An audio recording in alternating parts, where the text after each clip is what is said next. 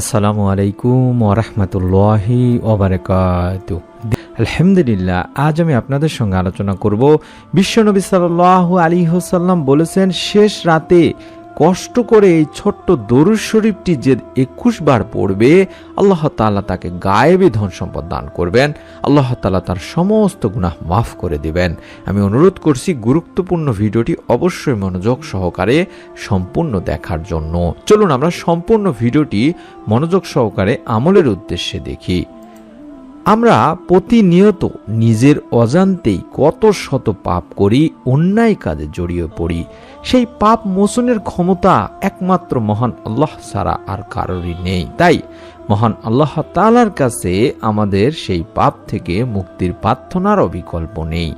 আমাদের প্রিয় নবী সাল্লাল্লাহু আলাইহি ওয়াসাল্লাম সব সময় মহান আল্লাহ তাআলার কাছে পাপ থেকে মুক্তির প্রার্থনা করতেন, পাপ মোচনের আমল করতেন। মহান আল্লাহ তাআলার কাছে কিভাবে প্রার্থনা করলে সেটি গ্রহণযোগ্য হবে, নবীজি সাল্লাল্লাহু আলাইহি ওয়াসাল্লাম সেটিও আমাদেরকে শিখিয়ে দিয়েছেন, শুনিয়ে দিয়েছেন। রাতের ইবাদত এবং দোয়া আল্লাহ তাআলার কাছে অনেক মর্যাদা ও সম্মানের। তাই রাতের দোয়া ও ইবাদতে আপনি যদি তাওহীদের সাক্ষ্য দিয়ে আল্লাহ তাআলার কাছে কোনো দোয়া করেন বা প্রার্থনা করেন বা কোনো কিছু চান, তাহলে আল্লাহ তাআলা আপনার সেই চাওয়া বা প্রার্থনা বা দোয়া ফেরত দেন না, কবুল করে নেন। অর্থাৎ বান্দার সব দোয়া আল্লাহ তাআলা কবুল করে নেন। সুবহানাল্লাহ। হাদিস শরীফে এমনই পাওয়া গেছে, আল্লাহ রাসূল সাল্লাল্লাহু আলাইহি ওয়াসাল্লাম বলেছেন, যখন তোমাদের কেউ রাতে জেগে আল্লাহ তাআলার কাছে দোয়া করে, আল্লাহ তাআলা তার দোয়া কবুল করেন। আর যদি ওই ব্যক্তি ওযু করে এবং নামাজ আদায় করে, তবে সে নামাজও কবুল করা হয়। বুখারী মিশকাত শরীফের হাদিস। সুবহানাল্লাহ, সুবহানাল্লাহ। তাই আমরা শেষ রাতে উঠে বেশি বেশি তওবা ইস্তেগফার দরুদ শরীফ সহকারে এই ছোট্ট দোয়ার আমলগুলো করব। কোন দরুদ শরীফটি 21 বার পড়বেন এবং কোন দোয়াগুলো পড়বেন সেটিও আমি আপনাদের সামনে শিখিয়ে দিচ্ছি।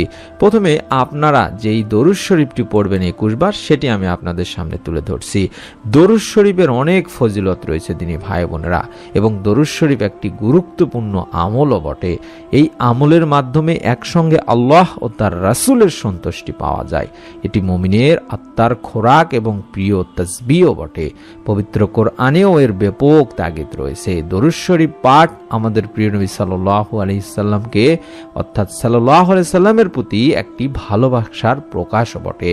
মহান রব্বুল আলামিন আল্লাহ তাআলার প্রিয় হাবিব রাসূলুল্লাহ সাল্লাল্লাহু আলাইহি সাল্লামের উপর দরুদ পড়তে স্বয়ং আল্লাহ তাআলাই নির্দেশ দিয়েছেন। আল্লাহ তাআলা পবিত্র কোরআনুল কারিমে বলেন, নিশ্চয় আমি আল্লাহ স্বয়ং এবং আমার ফেরেশতারা নবী করিম সাল্লাল্লাহু আলাইহি সাল্লামের উপর দরুদ পাঠপূর্বক সালাম প্রেরণ করিয়া থাকি। হে মুমিনেরা, তোমরাও তাহার উপর দরুদ পাঠ করো এবং সালাম প্রেরণ করো। সূরা আহজাব আয়াত 56তে বলা হয়েছে।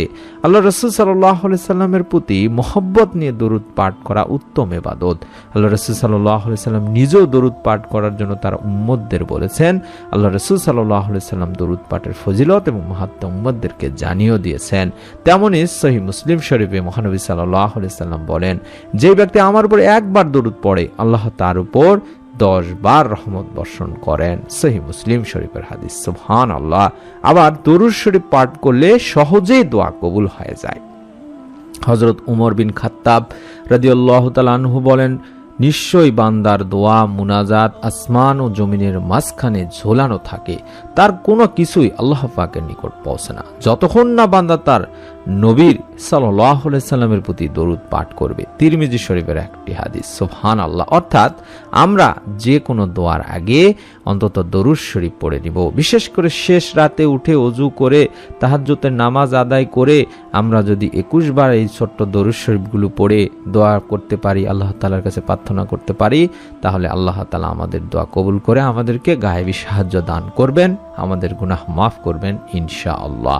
যে দরুদগুলো আমরা পড়তে পারি তার মধ্যে সবচেয়ে জনপ্রিয় এবং সবচেয়ে ফজিলতপূর্ণ দরুদ হচ্ছে আমরা যে নামাজে পড়ে থাকি দরুদে ইব্রাহিম।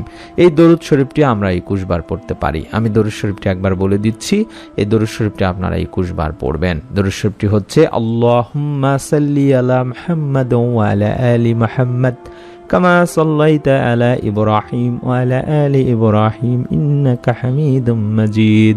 আল্লাহুম্মা বারিক আলা মুহাম্মাদ ওয়া আলা আলি মুহাম্মাদ কামা বারাকতা আলা ইব্রাহিম ওয়া আলা আলি ইব্রাহিম ইন্নাকা হামিদুম মাজিদ। এটি আমরা 21 বার পড়ব। যারা এই দরুদ শরীফটি পড়তে চাচ্ছেন না সময়ের কারণে, তারা ছোট্ট দরুদ শরীফ যেগুলো আছে সেগুলোও পড়তে পারেন। যে দরুদ শরীফগুলো আমরা বিভিন্ন সময়ে পড়ে থাকি, সংক্ষেপে পড়ে থাকার জন্য এই ছোট্ট দরুদ শরীফগুলো অত্যন্ত কার্যকরী দরুদ শরীফ।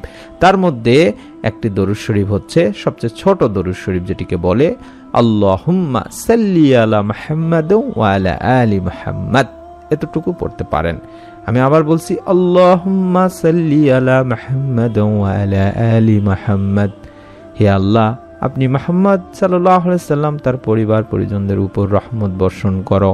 সুনানে নাসাই হাদিস নম্বর 1225।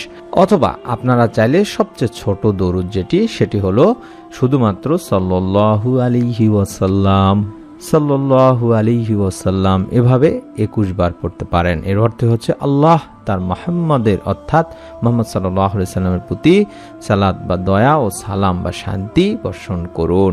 এই 21 বার দরুদ শরীফটি আপনারা পড়বেন। যে কোনো দরুদ শরীফ যেগুলো শিখিয়ে দিলাম এর মধ্যে যে কোনো দরুদ শরীফটি আপনি 21 বার পড়বেন। তারপরে এই দোয়াগুলো একবার করে পড়বেন এবং শেষে আবারও 21 বার দরুদ শরীফ পড়ে আল্লাহ তাআলার কাছে 2 হাত তুলে দোয়া করলে আল্লাহ তাআলা আপনার দোয়া কবুল করবেন ইনশাআল্লাহ। প্রথমে আমি যে দোয়াটি শিখিয়ে দিচ্ছি সেটি হচ্ছে গুনাহ মাফের দোয়া। পবিত্র কুরআনুল কারিমে বর্ণিত গুনাহ মাফের পরীক্ষিত এই দোয়াটি অন্তত একবার পড়বেন। দোয়াটির বাংলা উচ্চারণ হচ্ছে রাব্বিগফির ওয়ারহাম ওয়া আনতা খায়রুর রাহিমিন। এই দোয়াটি অন্তত আপনারা 3 বার করে পড়বেন।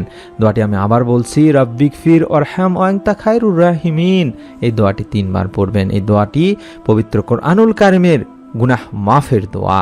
এই দোয়ায় বলা হচ্ছে, হে আমার রব, আপনি ক্ষমা করুন, দয়া করুন এবং আপনি সর্বশ্রেষ্ঠ দয়ালু। সূরা আল মুমিনুন আয়াত 118তে বলা হয়েছে। এবং আমরা অভাব অনটন থেকে বাঁচার জন্য, ধন সম্পদ বৃদ্ধির জন্য এই দোয়াটিও 3 বার পড়ব। এই দোয়াটির বাংলা উচ্চারণ হচ্ছে আল্লাহুম্মা ইন্নী আউযু বিকা মিনাল ফাকরি ওয়াল কিল্লাতি ওয়াল জিল্লাতি ওয়া আউযু বিকা মিনাল আজলিমা ওয়া উজলিমা। আমি আবার বলছি, আল্লাহুম্মা ইন্নী আউযু বিকা মিনাল ফাকরি ওয়াল কিল্লাতি ওয়াল জিল্লাতি ওয়া আউযু বিকা মিনাল আজলিমা ওয়া উজলিমা। এইভাবে 3 বার দোয়াটি পড়ব। এই দোয়াটির অর্থই হচ্ছে, হে আল্লাহ, আমি আপনার কাছে আশ্রয় চাই দরিদ্রতা থেকে এবং আপনার কম দয়া থেকে, অসম্মানী বা জিল্লতি থেকে, এবং আমি আপনার কাছে আরও আশ্রয় চাচ্ছি কাউকে জুলুম করা থেকে অথবা কারো দ্বারা অত্যাচারিত হওয়া থেকে। এই দোয়ার দলিল হচ্ছে আবু হুরায়রা রাদিয়াল্লাহু তাআলা আনহু থেকে বর্ণিত। তিনি বলেন, রাসূল সাল্লাল্লাহু আলাইহি সাল্লাম সব সময় এই দোয়াটি পড়তেন। সহিহ বুখারী শরীফের একটি সহিহ হাদিস।